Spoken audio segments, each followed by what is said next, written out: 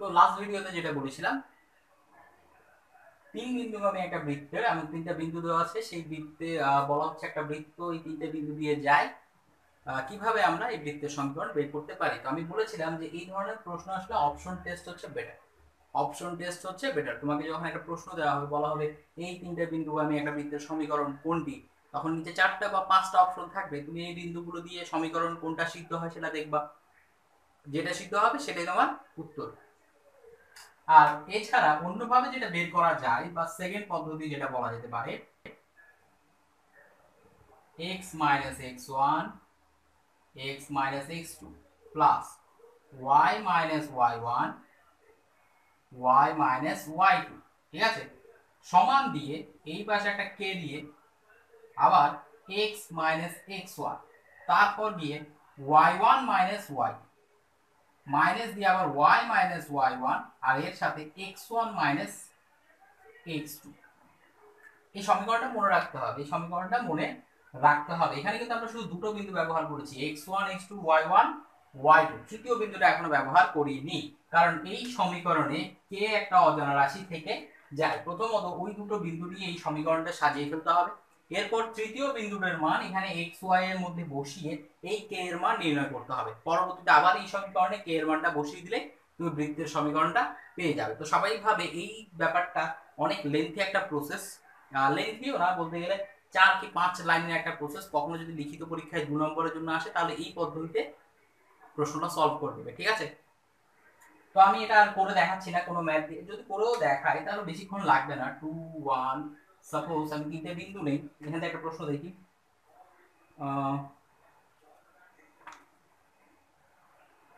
2 1 10 1 2 minus 5 10 1 2 minus 5, এই হচ্ছে আমাদের তিনটা বিন্দু, ঠিক আছে। একটা হচ্ছে এ, এটা হচ্ছে বি, আর এটা হচ্ছে সি। এই ক্ষেত্রে কোনো ধরা বাঁধা নিয়ম নেই যে কোনটাকে এ ধরবো, কোনটাকে বি ধরবো, কোনটাকে সি ধরবো। তো আমি ধরে নিলাম এটা এ বি সি এটা। তো এর মধ্যে একটু খেয়াল করো, এই 2 এবং 2 মিল আছে। যদি দেখো এই 2 2 মিল আছে, 1 1 মিল আছে, তাহলে আমি এই দুটো বিন্দু অথবা এই দুটো বিন্দু নিয়ে কাজ করবো। অর্থাৎ কোনোটার ভুজ এবং কোটি যদি মিলে যায় সেটা নিয়ে কাজ করলে সুবিধা, কারণ এখানে বিয়োগের একটা ব্যাপার রয়ে গেছে।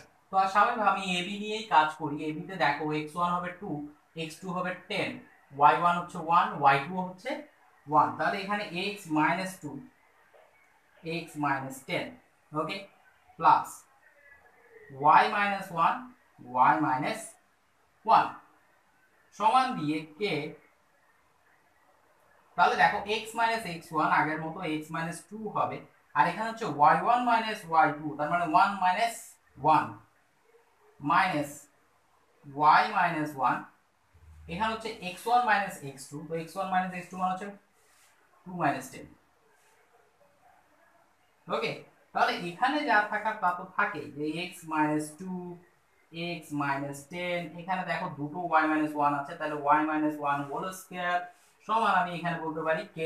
k এর সাথে দেখো এই জিনিসটা তো 0 হয়ে যায়, আর এখানে থাকে -8, -8 এর সাথে মাইনাস গুণ করলে প্লাস, তাহলে আমি বলতে পারি এখানে অ্যাকচুয়ালি থাকবে 8k y minus 1, ওকে। তাহলে এটা হচ্ছে আমাদের সমীকরণ, মনে করো এটা 1 নম্বর সমীকরণ। তারপর এই সমীকরণে এখন যদি আমরা কি বসিয়ে দিই, সি এর মানটা বসিয়ে দিই,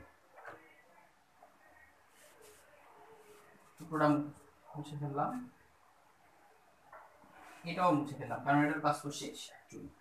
তাহলে এই জায়গায় যদি আমি সি এর মানটা বসাই, সি এর মান হচ্ছে 2 minus 2, তারপরে এখানে আবার 2 minus 10, এরপর প্লাস -5 minus 1 হোল স্কয়ার সমান 8k,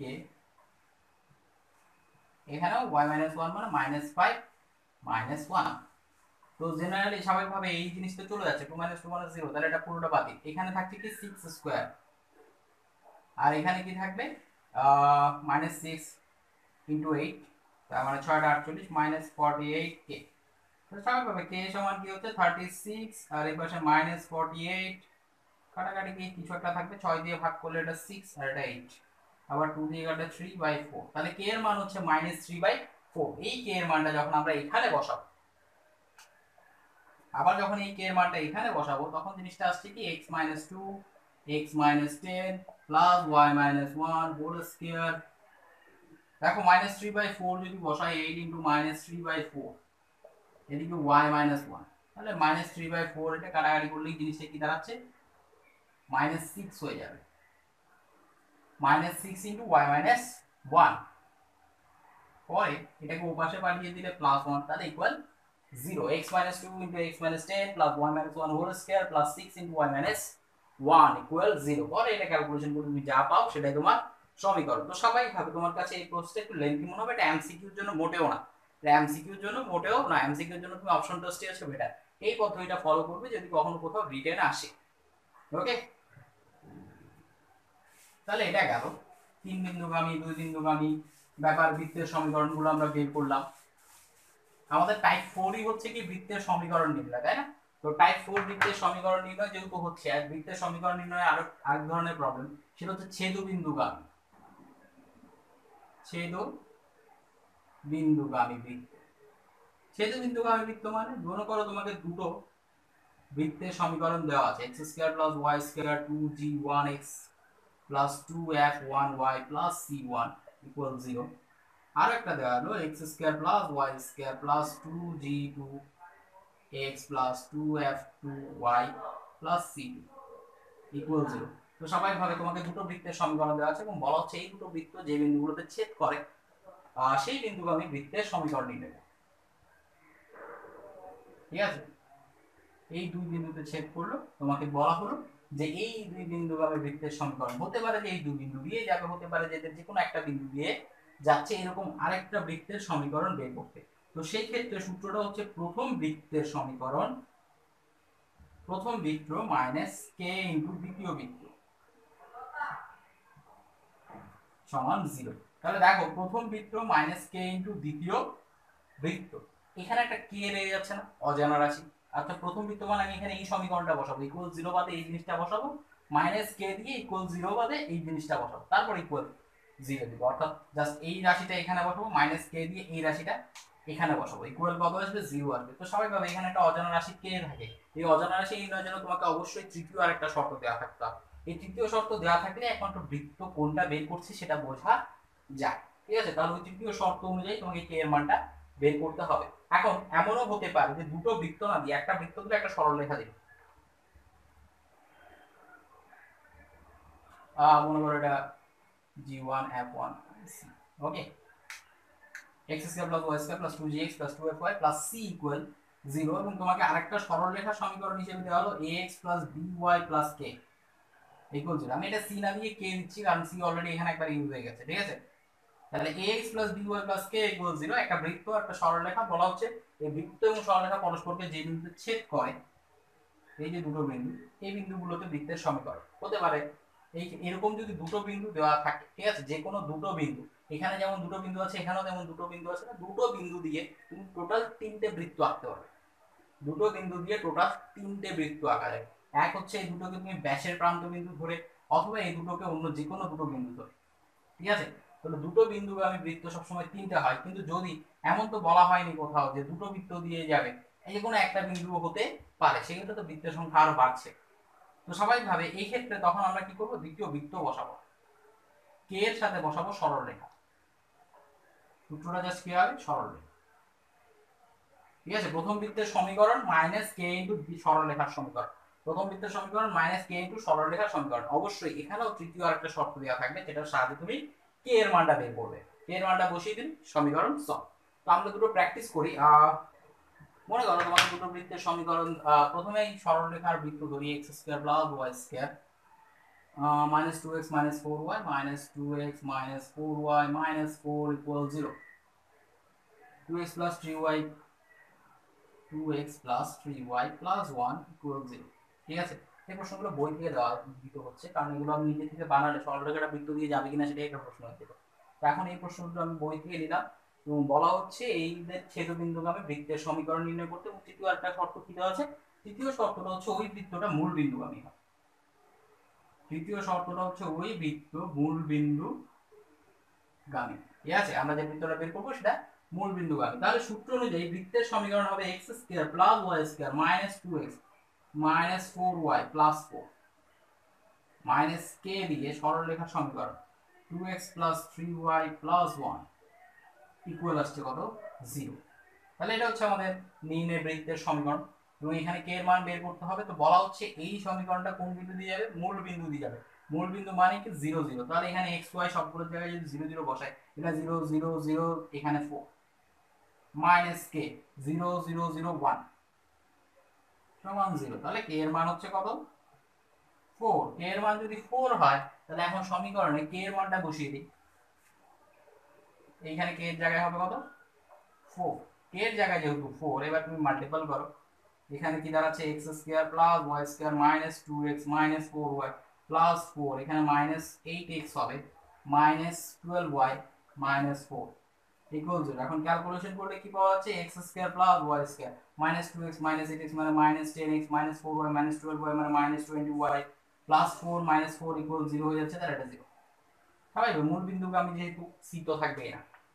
তাহলে এই হচ্ছে আমাদের নির্ণয় বৃত্তের সমীকরণ। তাহলে দেখা একটা বৃত্তের সমীকরণ, একটা সরলরেখার সমীকরণ দিয়ে তৃতীয় একটা শর্ত দিচ্ছে যেটা সাহায্যে আমি কে এর মান বের করছি। ব্যাপারটা সহজ। ওকে, তো আমি আর বৃত্ত দিয়ে যেটা করতে হয় সেটা আর করে দেখালাম না। ঠিক আছে, আমরা বৃত্তের বেলায়ও সেম এই পদ্ধতিতেই করব, আর কোনো পদ্ধতিতে যাচ্ছি না।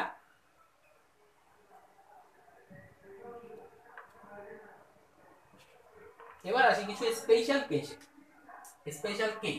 স্পেশাল কেস হচ্ছে যদি এমন হয় তোমাকে এমন বৃত্তের সমীকরণ বের করতে বলে যেটা মূল বিন্দু দিয়ে যায় এবং যেটা উভয় অক্ষ কি করে ছেদ করে।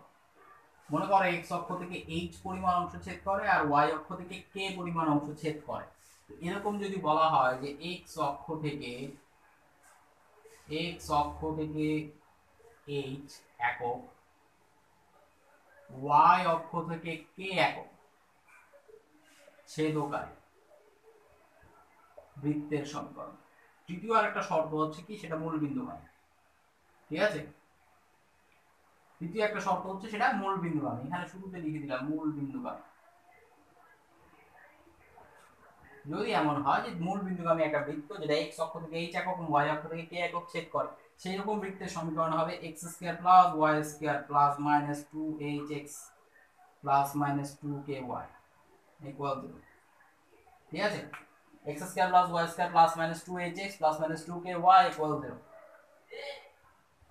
স্বাভাবিকভাবে একটা প্রশ্ন আসতে পারে যে এখানে প্লাস মাইনাস আছে, কখন প্লাস বসাবো কখন মাইনাস বসাবো, কখন প্লাস বসাবো কখন মাইনাস বসাবো।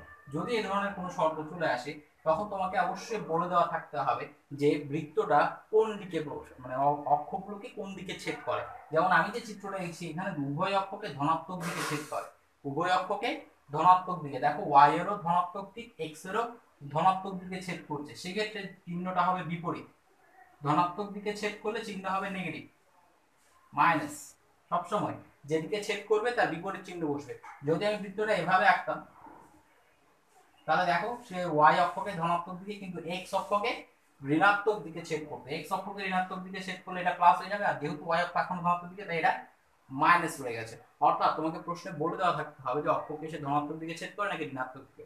যেদিকে ছেদ করবে বলছে বা মানে যেদিকে অংশ ছেদ করবে বলছে তোমার চিহ্নটা তার বিপরীত। ধনাত্মক দিকের অংশ ছেদ করলে চিহ্ন বসাবে মাইনাস, আর ঋণাত্মক দিকের অংশ ছেদ করলে চিহ্ন বসাবে প্লাস।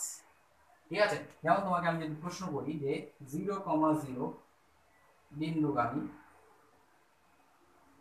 এবং x ও y অক্ষ থেকে যথাক্রমে 8 একক ও 5 একক অংশ খণ্ডনকারী বৃত্তের সমীকরণ।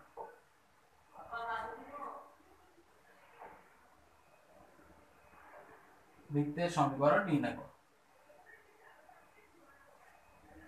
তার মানে দেখো 0 0 বিন্দুগামী মানে মূল বিন্দুগামী এবং x ও y অক্ষ থেকে যথাক্রমে 8 একক 5 অংশ খণ্ডনকারী বৃত্তের সমীকরণ নির্ণয় করতে বললাম।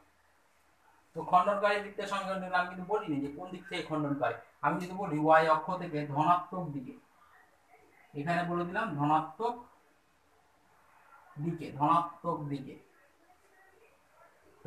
যথাক্রমে 8 একক ও 5 একক। তাহলে স্বাভাবিকভাবে তোমার সমীকরণটা কি হবে x² + y² - 2 * 8 2 into 8 into x minus 2 into 5 into y equal to, তার মানে এটা কত 16x minus 16x আর এটা কত হবে minus 10y।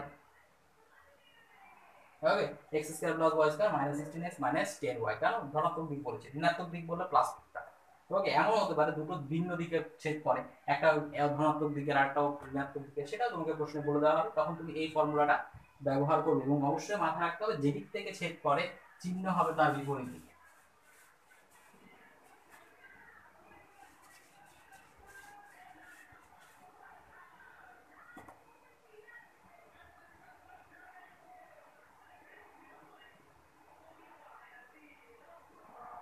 আর যদি বলে যে আমরা কিন্তু এটা অলরেডি পড়ে এসেছি, যদি উভয় অক্ষকে স্পর্শ করে, উভয় অক্ষকে স্পর্শ করে এরকম বৃত্তের সমীকরণ, তাহলে স্বাভাবিকভাবে তোমাকে শুধু একটা মান দেওয়া থাকতে হবে।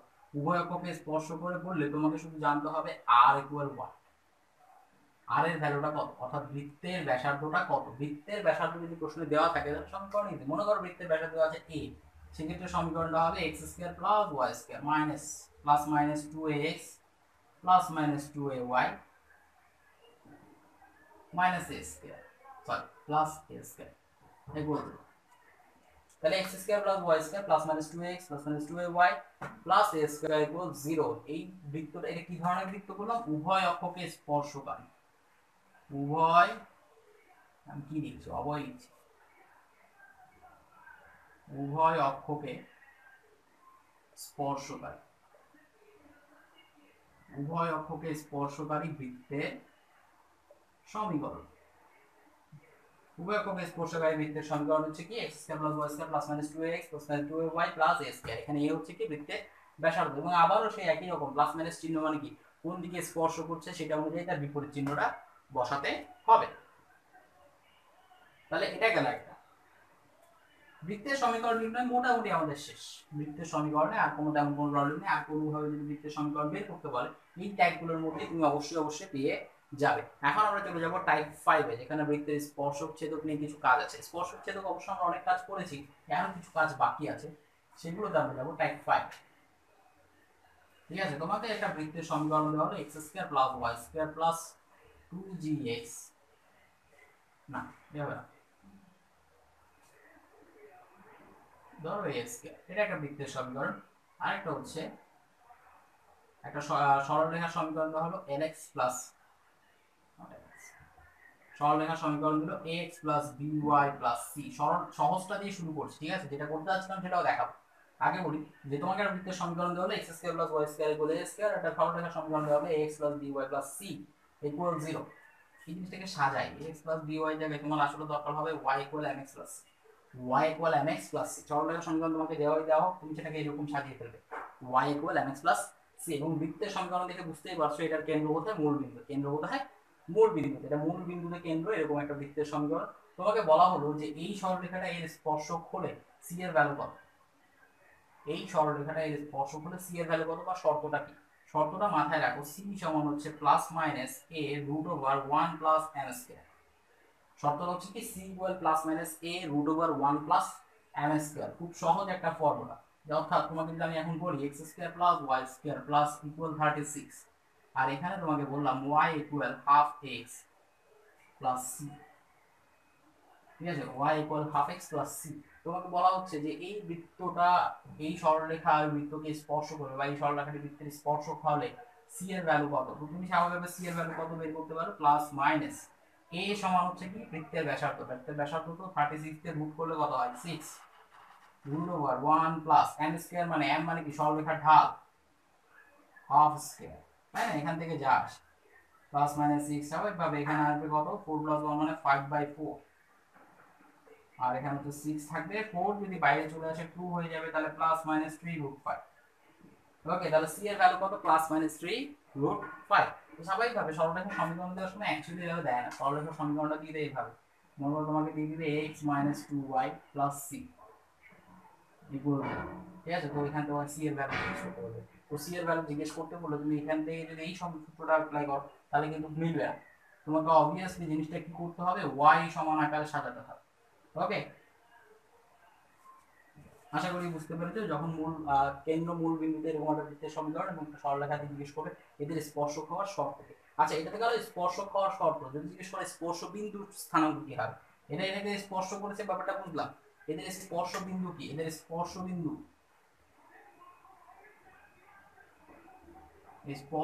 হচ্ছে -am divide by √1 plus m square comma m divide by √1 plus m square. নিচে সবসময় √1 প্লাস m স্কয়ার, একটার উপরে হচ্ছে -am, ভুজের জন্য -am আর কোটির জন্য হচ্ছে অনলি m। ঠিক আছে, তাহলে এটা হচ্ছে স্পর্শবিন্দুর স্থানাঙ্ক। এখন খেয়াল করো যে স্পর্শক আমরা যখন সরলরেখার সমীকরণ বের করছি, এখানে c এর ভ্যালুটা আছে প্লাস মাইনাস দিয়ে, c এর ভ্যালু প্লাস মাইনাস আসছে মানে তুমি স্পর্শক দুটো পাবে, দুটো স্পর্শক রেখা পাবে যারা পরস্পর সমান্তরাল। ঠিক আছে, এটা যদি বৃত্ত হয়, তুমি যদি এদিকে একটা স্পর্শক পাও আর একটা স্পর্শক স্বাভাবিকভাবে এদিকে হবে। ঠিক আছে, আর একটা স্পর্শ স্বাভাবিকভাবে এদিকে হবে, দুজনে পরস্পর সমান্তরাল, এরকম দুটো স্পর্শক তুমি পাবে। তো এরকম দুটো স্পর্শক যদি পাও, স্পর্শ বিন্দু দুটো হবে। তো একটা স্পর্শ বিন্দু যদি এরকম হয়, স্বাভাবিকভাবে আরেকটা স্পর্শ বিন্দু কি হবে,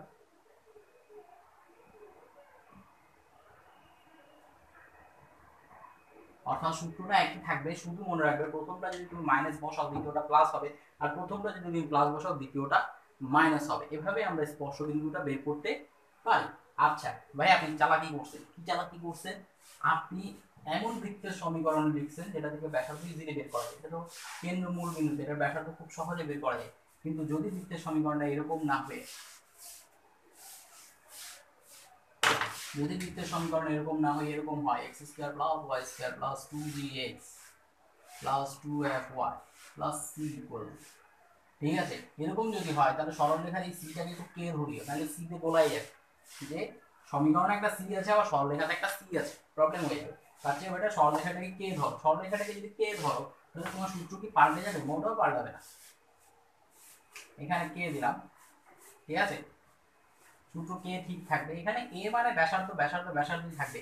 এই সমীকরণ থেকে কি আমরা ব্যাসার্ধ বের করতে পারি না? ব্যাসার্ধ ফর্মুলা তো আমাদের জানা আছে, g square plus f square minus c, তাই না?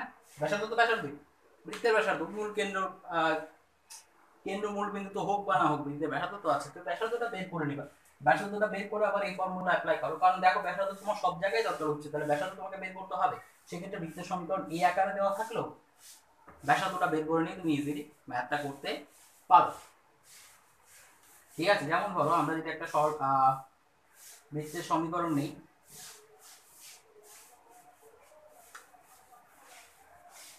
x স্কয়ার মাইনাস, আমি সমীকরণটা লিখি x square plus y square minus 8x, তারপর বলো মাইনাস 10y মাইনাস 8 ইকুয়াল 0। এটা হচ্ছে আমার বৃত্তের একটা সমীকরণ, এবং বলা হচ্ছে এমন স্পর্শক বের করতে হবে যা 5x 12y 7, 5x 12y 7 equal 0 এর সমান্তরাল। ঠিক আছে, তাহলে দেখো আমার প্রশ্নটা হচ্ছে কি, হচ্ছে প্রশ্ন x square plus y square minus 8x minus 10y minus 8 equal 0, এই বৃত্তের এমন স্পর্শক বের করতে হবে যা এই সরলরেখা সমান্তরাল এবং তার স্পর্শ বিন্দুগুলো বের করতে হবে। তাহলে স্বাভাবিকভাবে আমি এগুলো মুছে দেই, স্বাভাবিকভাবে তুমি জানো যে এই ধরনের বৃত্ত দেওয়া থাকলে আগে আমরা সবার আগে বের করে ফেলবো, ব্যাসার্ধটা বের করে ফেলবো। ব্যাসার্ধ যদি বের করি জি স্কয়ার, এখানে জি মানে কি, মাইনাস 8 কে মাইনাস 2 দিয়ে ডিভাইড করো 4 প্লাস x স্কয়ার মাইনাস 2 দিয়ে ডিভাইড করলে 5, এরপর মাইনাস সি, মাইনাস মাইনাস এটা প্লাস হয়ে যাবে 8। তাহলে দেখো 4 স্কয়ার প্লাস 5 স্কয়ার প্লাস 8 কত আসে, 4 স্কয়ার হচ্ছে 16, 5 স্কয়ার মানে হচ্ছে 25, তাহলে জিনিসটা আসছে কত, 16 25 প্লাস 8। ক্যালকুলেশন করে তুমি পাবে 35 6 31 8 49 49, তার মানে 7। তাহলে বৃত্তের ব্যাসার্ধ হচ্ছে কত, 7। বৃত্তের ব্যাসার্ধ পেয়ে গেলাম। এবার বলছে আমি যে স্পর্শক পাবো সেটা এর সমান্তরাল হবে। সমান্তরাল রাশি সমীকরণ কিভাবে বের করে, প্লাস জাস্ট কে হবে, তাই না? প্লাস জাস্ট কি হবে, কে হবে। আমরা জানি ধ্রুবকটা বাদে বাকি সব একই থাকে। তাহলে এটাকে যদি আমি y ইকুয়াল mx আকারে সাজাই তাহলে জিনিসটা আসবে কি, -5/12 plus sorry -5/12x minus k/12। ওকে, তাহলে -5/12x মাইনাস k/12। খেয়াল করো এই যে রাশিটা পাইলাম -k/12, এটাই হচ্ছে আমাদের সূত্র সি, এটাই হচ্ছে আমাদের সূত্রের সি। আমরা যে সূত্রের মধ্যে সি এর একটা শর্ত পড়েছিলাম সেটা। তাহলে -k/12 সমান প্লাস মাইনাস a কত 7 √1 + n², n কত -5/12, যেহেতু স্কোয়ার হবে মাইনাস চিহ্নটা ইগনোর করলাম। তাহলে কি আসছে k সমান 12 কে পাশে পাঠিয়ে দিব 7 × 12, এখানে √b, এখানে কি আসবে 5² 12² উপরে গিয়ে প্লাস হলো অবভিয়াসলি এই জিনিসটা হয়ে যাবে 13²/12², ঠিক আছে। তাহলে প্লাস মাইনাস 7 × 12, আর এখানে √ওভার চলে গিয়ে থাকবে 13/12, তো 12 12 কাটা 7 × 13 কত হয় 7 × 13 4 × 70 3 × 21 91 প্লাস মাইনাস 91। তাহলে কে এর ভ্যালু আসছে কত প্লাস মাইনাস 91। তাহলে আমি বলতে পারি আমার স্পর্শকের সমীকরণটা কি, স্পর্শকের সমীকরণ হচ্ছে 5x + 12y প্লাস মাইনাস কত 91 = 0, ঠিক আছে। এটা হচ্ছে আমার স্পর্শক রেখাদ্বয়ের সমীকরণ। এখন যদি কি আমাকে স্পর্শ বিন্দু বের করতে বলে, এটা তো আশা করি হয়ে গেছে। আমি এখান থেকে সরাই, আমরা তো জানা আছে যে a এর মানটা 7, ওকে, a এর মানটা 7। তো কেউ যদি আমাকে স্পর্শ বিন্দু বের করতে বলে -a মানে হচ্ছে কত -7, তার সাথে m মাল্টিপল করতে হবে, m মানে তো -5/12, m মানে কত ছিল -5/12, তাহলে -5/12 গুণ করলে এটা চলে যাবে এখানে 5/12, নিচে হচ্ছে 1 + n², 1 + n² সূত্র আমরা দেখলাম 13/12 এসেছিল, 13/12, তাহলে এই নিচের হর আর উপরের হর চলে যাবে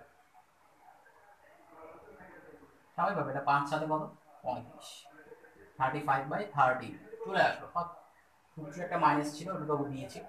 এরপর m, শুধু m মানে কত 13/12, সরি -5/12, -5/12, আবার নিচে কি 13/12, তো 12 চলতো বা, তার মানে -5/13, -5/13, তাহলে একটা 35/13, এটা -5/13। অবভিয়াসলি আমাকে পরেরটা বের করতে হচ্ছে না, এটা -35/13 হবে আর এটা কি হবে 5/13। তাহলে এই দুটো হচ্ছে আমার স্পর্শক বিন্দু, এই দুটো হচ্ছে আমার স্পর্শক বিন্দু। বুঝতে যদি কষ্ট হয় ভিডিওটা আপনার পেছন দিকে টেনে আবার দেখো, ওকে।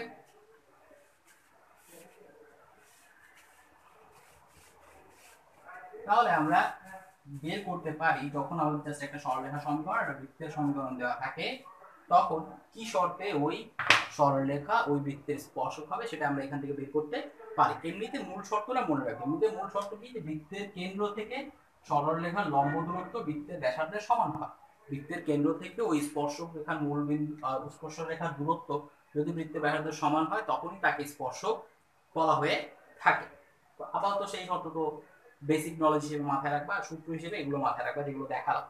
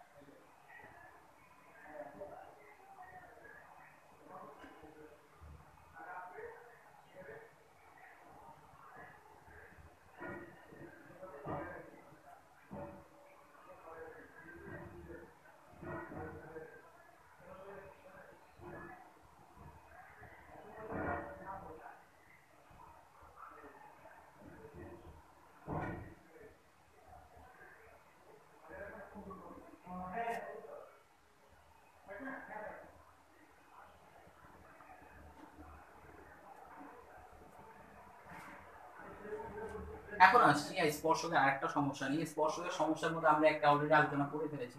এটা যদি একটা বৃত্ত হয়, এখানে যদি একটা বিন্দু দেওয়া থাকে তুমি ইজিলি কি করতে পারো, এই বিন্দুগামী সরলরেখার সমীকরণ বা স্পর্শকের সমীকরণ বের করতে পারো। কিন্তু আমি বলেছিলাম যদি তোমাকে এরকম একটা দেয় তাহলে তুমি এটা কি বের করতে পারবে, দৈর্ঘ্য বের করতে পারবে, তাই না।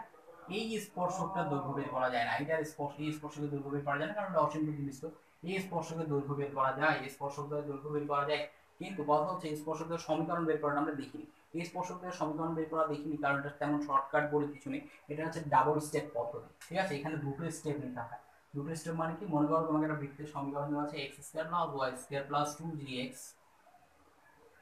Plus 2fy plus c equal to, okay. তোমাকে আর একটা বিন্দু দেওয়া হলো alpha comma beta, alpha comma beta তোমাকে একটা বিন্দু দেওয়া হলো, তোমাকে বলা হচ্ছে আলফা কমা বিটা হচ্ছে বৃত্তের বাইরের একটা বিন্দু, আলফা কমা বিটা, এবং এটা হচ্ছে সেই বৃত্তের সমীকরণ। বলা হচ্ছে এখান থেকে যে স্পর্শকগুলো হবে তাদের সমীকরণ বের করতে, দৈর্ঘ্য বের করে আমরা দেখেছি, কিভাবে দৈর্ঘ্য বের করতে হয় সেটা আমরা দেখেছি।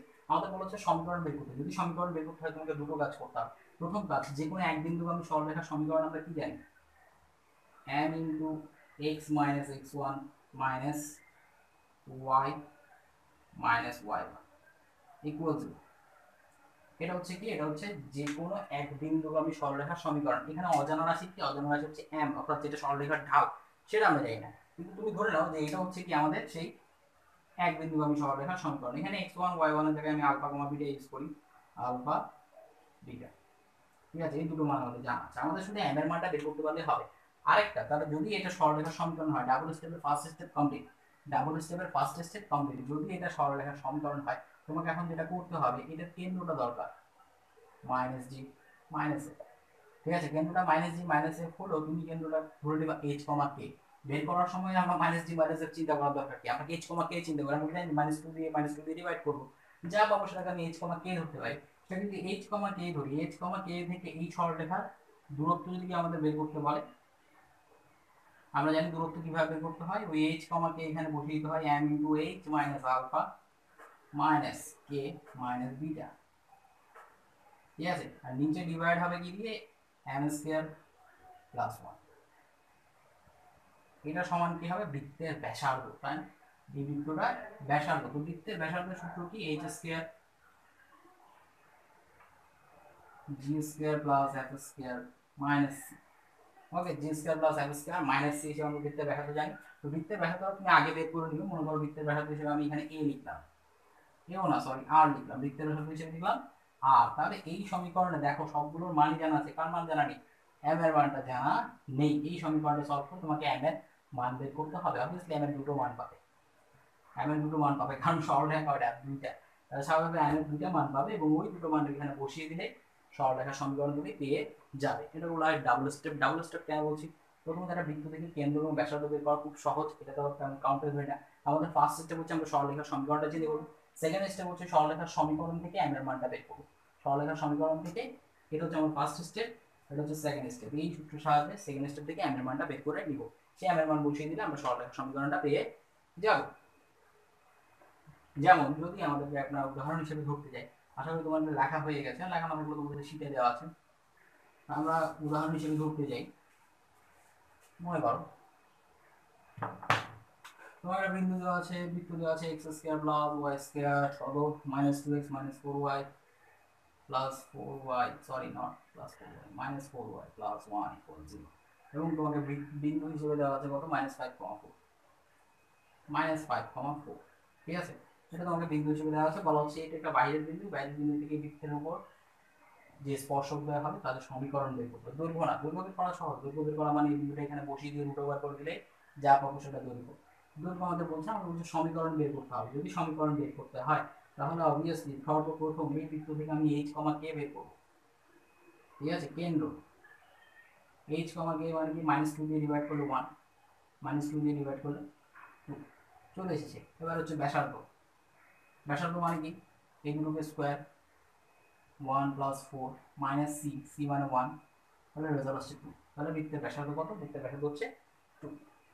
কেন্দ্র পেলাম, ব্যাসার্ধ পেলাম, এবার যেটা করতে হবে সরলরেখার সমীকরণটা চিন্তা করতে হবে, m x minus minus plus 5 হয়ে যাবে মাইনাস y মাইনাস 4 ইকুয়াল 0। এটা হচ্ছে আমাদের সরলরেখার সমীকরণ, ঠিক আছে। কল্পনা করে নিলাম, সরি মানে বানিয়ে ফেললাম।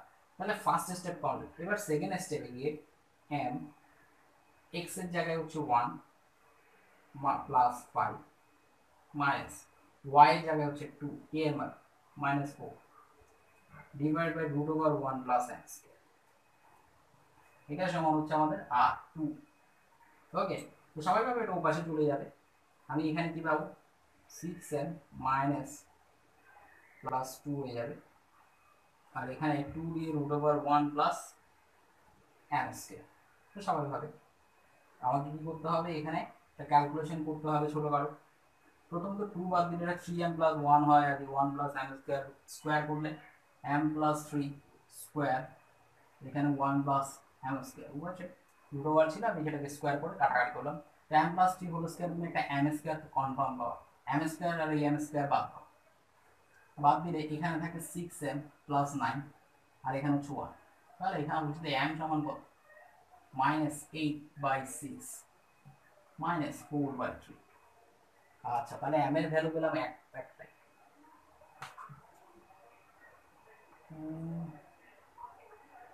কোথাও ভুল করেছি, হ্যাঁ ভুল করেছি, অ্যাকচুয়ালি ক্যালকুলেশনে ভুল হয়ে গেছে। এটা হচ্ছে 3m plus 1 not m plus 3, 3m plus 1 whole square সমান হচ্ছে 1 প্লাস m স্কয়ার। তো স্বাভাবিকভাবে এটা হচ্ছে 9m square plus 6m plus 1 minus 1 minus m square equal 0। তাহলে স্বাভাবিকভাবে 9m স্কয়ার থেকে একটা m স্কয়ার চলে গেলে এটা 8m square plus 6m equal 0। তাহলে m এর দুটো ভ্যালু, একটা হচ্ছে 0 আর এটা কত হবে -3/4। একটা ছিল 0 আর এটা হচ্ছে -3/4। ওকে, তাহলে m এর দুটো ভ্যালু যদি আমি এখন এখানে বলি, আমার সেকেন্ড স্টেপ কমপ্লিট। m এর দুটো ভ্যালু পেয়ে গেছি, জাস্ট m এর দুটো ভ্যালু এখানে বসিয়ে দিলে দুটো সরলরেখার সমীকরণ। m এর ভ্যালু যখন 0 হয় তখন সরলরেখাটার সমীকরণ হচ্ছে y সমান 4। ঠিক আছে, m এর ভ্যালু যখন 0 তখন সরলরেখা হচ্ছে y ইকুয়াল 4, আর m এর ভ্যালু যখন -3/4 তখন জিনিসটা আসছে কি -3/4, এদিকে x প্লাস 5, এদিকে y মাইনাস 4 ইকুয়াল 0। তো স্বাভাবিকভাবে জিনিসটা মাইনাস টুয়েলভ কাটাকাটি করি, এখানে হচ্ছে 3x প্লাস 15, তারপর প্লাস 4y মাইনাস 16 ইকুয়াল 0। ঠিক আছে, এটা 4y, তাহলে 3x plus 4y plus 15 minus 16 minus 1 equal 0। এটা আনসার। তাহলে সরলরেখা দুটো সমীকরণ আমি পেয়ে গেলাম। এখন মনে হচ্ছে না যে কিসের অ্যাডমিশনের ক্লাস করতেছি, বসে বসে এমসিকিউ সলভ করা যায়, এগুলো করতেছি। ঠিক আছে, আসলে এটা না করে কোনো উপায় নেই। এই প্রসেস যদি দেয়, অপশন টেস্টেরও তোমার কাছে কোনো অপশন নেই। তোমাকে যদি বলে যে বাইরের বহিস্থ কোনো বিন্দু থেকে সরলরেখার সমীকরণ বের করতে, তাহলে তোমার কাছে আর কোনো উপায় নেই। একটা মাত্র উপায় আছে, যেটা হচ্ছে আর একটু লেন্থি। আমি যখন এই কেন্দ্র এবং ব্যাসার্ধ বের করবো, তোমার অপশনে যে 4টা সমীকরণ 5টা সমীকরণ থাকে তাদের দূরত্ব বের করবা কেন্দ্র থেকে। সেটা যদি ব্যাসার্ধের সমান হয়, যেটার ক্ষেত্রে ব্যাসার্ধের সমান হবে সেটাই অ্যান্সার, যেটার ক্ষেত্রে ব্যাসার্ধের সমান হবে সেটাই অ্যান্সার। এটা হচ্ছে অপশন টেস্ট। থাকবে অপশন টেস্টও লং, এই টেস্টও লং, তোমাকে এটা করা ছাড়া কোনো উপায় নেই। ওকে, তবে এই ধরনের প্রশ্ন ভর্তি পরীক্ষায় খুবই কম আসে। আশাবাদী হচ্ছে এই ধরনের প্রশ্ন ভর্তি পরীক্ষায় খুবই কম আসে। সবার জানা কথা, যারা প্রশ্ন করেন তারা বেশ ভালো মতো জানে এই ধরনের প্রশ্ন এমসিকিউ তো সলভ করতে সময় লাগে বেশি।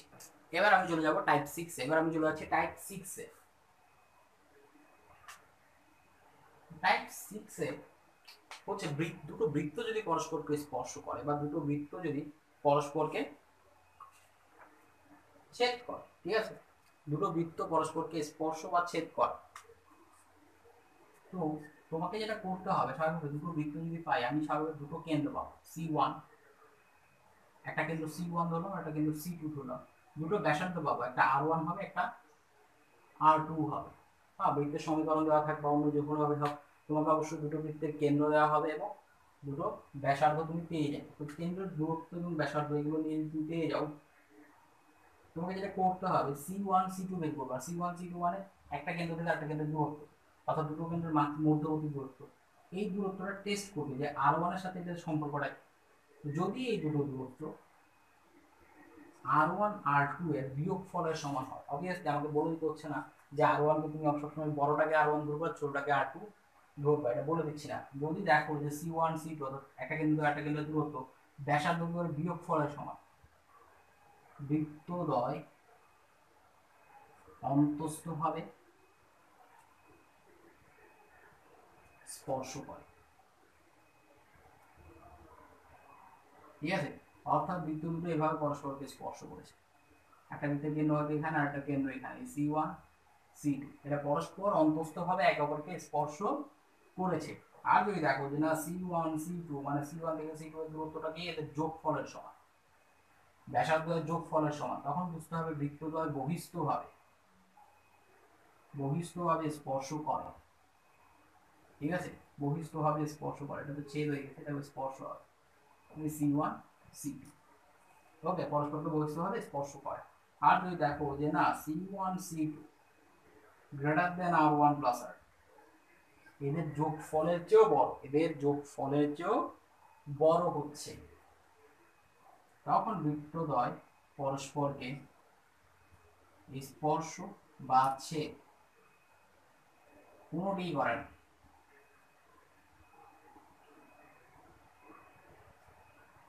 যদি কেন্দ্রদ্বয়ের দূরত্ব ব্যাসার্ধের যোগফলের চেয়েও বড় হয়, তাহলে বৃত্তদ্বয় না তো কাউকে স্পর্শ করে, না পরস্পরকে ছেদ করে, স্পর্শ ছেদ কোনোটাই করে না, কারণ এই ক্ষেত্রে বৃত্তদ্বয়ের অবস্থান এরকম হবে। ঠিক আছে, দেখো C1 থেকে C2 দূরত্ব অবভিয়াসলি R1 R2 থেকে যোগফলের চেয়েও বেশি হবে। আর যদি ছোট হয়, তবে ছোটটা হতে হবে বিয়োগের চেয়ে ছোট, R1 মাইনাস R2 এর চেয়ে যদি ছোট হয়, C1 C2 যদি R1 মাইনাস R2 এর চেয়ে ছোট হয়, সেক্ষেত্রে বৃত্তদ্বয় পরস্পরকে অন্তস্থভাবে ছেদ করে, স্পর্শ না ছেদ করে। ঠিক আছে, তাহলে এর দূরত্বটা R1 মাইনাস R2 এর চেয়ে ছোট হবে, অন্তস্থভাবে ছেদ করে, এই ব্যাপারটা মনে রাখতে হবে। ঠিক আছে,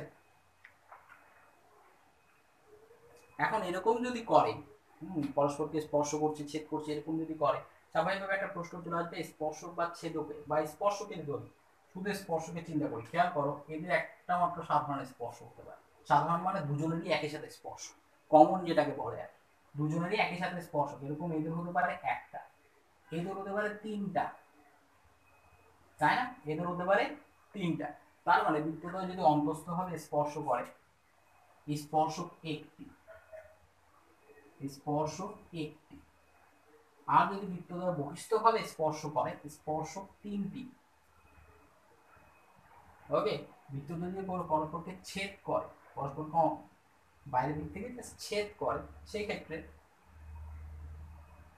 স্পর্শক দুটি, সাধারণ স্পর্শক, এগুলোকে আসলে স্পর্শক বলবো না, এগুলোকে আমরা বলবো সাধারণ স্পর্শক, অর্থাৎ দুজনেরই স্পর্শক, এরকম স্পর্শক হয় দুটি। আর যদি এরকম ছেদও করে নাই স্পর্শ করে নাই, জাস্ট দুটো বৃত্ত, সেই ক্ষেত্রে স্পর্শকের সংখ্যা এদিকে এদিকে এদিকে এদিকে কয়টা হলো, চারটে, সবচেয়ে বেশি হবে এর চারটে। ওকে, তাহলে দুটো বৃত্ত যখন পরস্পরের কাছে থাকেই না, তখন স্পর্শকের সংখ্যাটা সবচেয়ে বেশি, সাধারণ স্পর্শের সংখ্যা হয়ে যায় চারটে। তাহলে এই ব্যাপারগুলো মনে রাখতে হবে, কটা স্পর্শক হবে কটা হবে না, কটা স্পর্শক হতে পারে।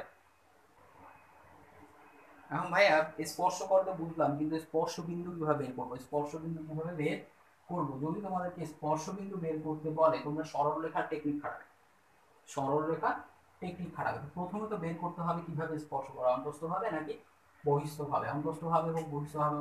যদি দেখো খেয়াল করো অন্তস্থভাবে স্পর্শ করে, তাহলে এটা হচ্ছে একটা সরল রেখা, আর এই সরল রেখাটা বাইরের দিক থেকে সেখানে আমি স্পর্শ বিন্দু পাবো C3, সাপোজ ধরো C3 পেলাম, তাহলে আমি বলতে পারি C3 নিশ্চয়ই, এটা যদি R1, বিশাল এই জিনিসটা যদি R1 হয়, আর এই ছোট্ট অংশটা যদি R2 হয়, তাহলে তুমি বলতে পারো C3 কি করছে, R1:R2 অনুপাতে C1 এবং C2 এর সংযোগ রেখাকে বহিস্থভাবে বিভক্ত করছে, বহিস্থভাবে বিভক্ত করছে। তার মানে আমি যদি সুন্দর করে লিখি, স্পর্শ বিন্দুর বেলায়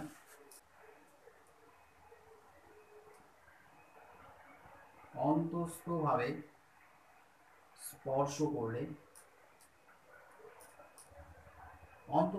স্পর্শ করলে স্পর্শ বিন্দু হবে C1 ও C2 এর সংযোগকারী রেখাকে R1:R2 অনুপাতে বহির্বিভক্তকারী বিন্দু।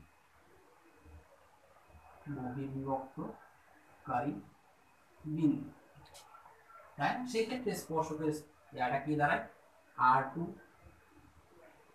x1 মাইনাস r1 x2, এখানে r1 মাইনাস r2, আবার r2 y1 minus r1 y2, এখানে r1 মাইনাস r1 y2 হবে, এটা r2 y1 হবে, r1 মাইনাস। তাহলে সবাই এখানে r1 r2 তো বুঝলাম যে ব্যাসার্ধের কথা বলছি, r1 অবভিয়াসলি বড় ব্যাসার্ধ, r2 হচ্ছে ছোট ব্যাসার্ধ, এবং x1 x2 মানে কি হচ্ছে এই কেন্দ্রের ভুজগুলো, দুটো কেন্দ্রের দুটো ভুজ, x1 x2 দুটো কেন্দ্রের দুটো ভুজ, y1 y1 y2। ওকে, আরে বারবার আমি ভুল করছি, this is r2 y1 m1 x2, না না এটা বলছিল, দেখেছো নিজেরও বলে যায়, অক্ষর পাল্টে গেল, r2 x1, তাহলে এখানে হচ্ছে r1 y2 ঠিকই ছিল, আর r2 y1। ওকে, সবসময় m1টা শুরুতে রাখতে হয় যাই অনুপাতে করতে, r1 x2 minus r2 x1 এদিকে r1 মাইনাস r2। তাহলে এটা হচ্ছে যখন অন্তস্থ হবে স্পর্শ করে, বৃত্তটি যখন অন্তস্থ হবে স্পর্শ করে তখন স্পর্শবিন্দুর স্থানাঙ্ক, ঠিক আছে, লিখে নাও এটা। এরপর যদি বলে যে না অন্তস্থ হবে না, বহিস্থভাবে স্পর্শ করে, বহিস্থভাবে স্পর্শ করে, দুটো বস্তু পরস্পরকে বহিস্থভাবে যখন স্পর্শ করে, সংযোগকারী রেখা আছে c1 এর c2 এর সংযোগকারী রেখাকে এটা r1 r অনুপাতে অন্তর্বিভক্ত করবে, কি করবে অন্তর্বিভক্ত করে, ঠিক আছে, অন্তর্বিভক্তকারী বিন্দু, অন্তর্বিভক্তকারী বিন্দু হলো জাস্ট এটা প্লাস। ওকে, তাহলে এই ব্যাপারটা মনে রাখলেই তোমরা ইজিলি সলভ করতে পারবে। আমি তোমাদের জন্য একটা অঙ্ক দিই, ছোট ছোট লেখা লিখেছে, তোমাদের জন্য জাস্ট দুটো অঙ্ক দিই, এই দুটো অঙ্কের উত্তর তোমরা আমাকে কমেন্ট বক্সে জানাবে। ভিডিওটা যারা দেখছো তারা অবশ্যই এই দুটো প্রশ্নের উত্তর দিবে। 1 নম্বর প্রশ্ন, x² plus y² minus 2x plus 4y minus 2x plus 4y minus 31 equal 0। এটা হচ্ছে x² plus y² plus 4x minus 4y plus 7 equal 0, ঠিক আছে। বৃত্তদ্বয়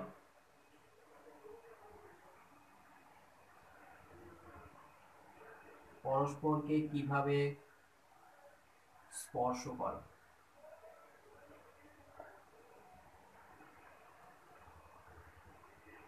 স্পর্শবিন্দু।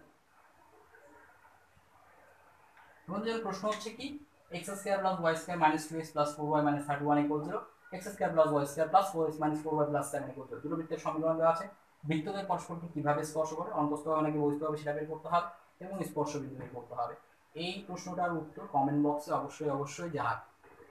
এই এবার যে প্রবলেমটা দেখাচ্ছি সেই প্রবলেমটা করেছি কিনা আমার এখন মনে পড়ছে না, আগে করেছি কি করিনি, সমস্যা নেই, তারপর করিয়ে ফেলি। এটা টাইপ 6 এর মধ্যেই পড়বে, যে বহিস্থভাবে স্পর্শ বা অন্তস্থভাবে স্পর্শ, এগুলো কিন্তু বুঝলাম, স্পর্শ করলে স্পর্শ তুমি বের করতে পারলে। যদি দুটো বৃত্ত পরস্পরকে ছেদ করে, এদের মধ্যবর্তী একটা সাধারণ জ্যা অঙ্কন সম্ভব, মধ্যবর্তী একটি সাধারণ জ্যা অঙ্কন সম্ভব। তাহলে এই সাধারণ জ্যায়ের সমীকরণটা কি হয়, তোমাকে অবশ্যই বৃত্তগুলোর সমীকরণ তো দেওয়া থাকবে, তুমি কি লিখবা, প্রথম বৃত্ত মাইনাস দ্বিতীয় বৃত্ত ইকুয়াল 0, কোনো কেএফ এর কিছু নেই। তোমাকে দুটো বৃত্তের সমীকরণ দিয়ে যদি বলে যে এরা পরস্পরকে ছেদ করে, সাধারণ জ্যায়ের সমীকরণ নির্ণয় করো, তাহলে প্রথম বৃত্ত মাইনাস দ্বিতীয় বৃত্ত ইকুয়াল 0। আর যদি বলে যে সাধারণ জ্যায়ের দৈর্ঘ্যটা বের করো, দৈর্ঘ্য মানে এল, তাহলে এল সমান হচ্ছে √2 √r² minus d², 2 √r² minus d²। এই আর কি ডি কি, তুমি এদের মধ্যে যে কোনো একটা বৃত্তের ব্যাসার্ধটা বের করে দেবে, ওই ব্যাসার্ধটা হবে কি r1, ঠিক আছে, ব্যাসার্ধটা হচ্ছে r, ব্যাসার্ধটা হচ্ছে r, আর ওই কেন্দ্র থেকে এই সাধারণ যে দূরত্ব সেটা হচ্ছে d, আর হচ্ছে বৃত্তের ব্যাসার্ধ যে কোনো একটা, ঠিক আছে, প্রথমটা হোক দ্বিতীয়টা হোক যেটা হোক, একটা বৃত্তের ব্যাসার্ধ, এবং যে বৃত্তের ব্যাসার্ধ বের করবা সেই বৃত্তের কেন্দ্র থেকে জ্যায়ের মধ্যবর্তী দূরত্ব, কেন্দ্র থেকে জ্যায়ের দূরত্ব, এটাও তোমাকে বের করতে হবে, এবং এটা তোমরা জানো কিভাবে বের করতে হয়। একটা বিন্দু থেকে একটা সরলরেখা দূরত্বের উপর তোমরা জানো। ব্যাপারটা দেখাচ্ছি। আর সমান বৃত্তের ব্যাসার্ধ d সমান হচ্ছে কেন্দ্র থেকে যে দূরত্ব। ঠিক আছে, তাহলে তোমাদের জন্য আরেকটা প্রশ্ন দিয়ে দিই। x square plus y square minus 4x plus 6y, x square plus y square minus 4x plus 6y minus 36 equals 0. এরপর হচ্ছে x square plus y square minus 5x plus 8y minus 45 equals 0. বৃত্তদ্বয় পরস্পরকে ছেদ করলে, বৃত্তদ্বয় যে ছেদ করে তাহলে বৃত্তদ্বয়ের সাধারণ জ্যায়ের সমীকরণ ও দৈর্ঘ্য নির্ণয় করো।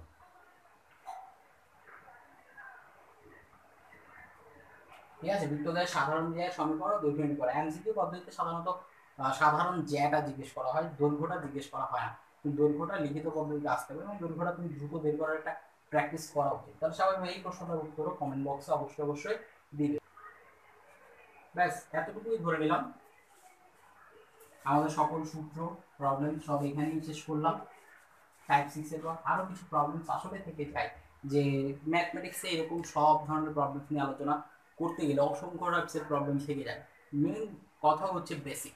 ঠিক আছে, মূল ব্যাপারটা হচ্ছে কি বেসিক। তুমি যদি বৃত্তের সমস্ত বেসিক ভালো মতো তোমার জানা থাকে তাহলে অবশ্যই তোমাকে যে ধরনের প্রবলেম দেওয়া হোক তুমি খুব সহজে সলভ করতে পারবে। এবং তোমার দ্বিতীয় যে ব্যাপারটা করতে হবে, প্রথম কথা হচ্ছে তোমার সমস্ত বেসিক জানা থাকতে হবে। দ্বিতীয় হচ্ছে আমরা যে শর্টকাটসগুলো দিলাম বা আমরা যে পদ্ধতিগুলো দেখালাম এগুলো একটু বেশি বেশি প্র্যাকটিস করতে হবে।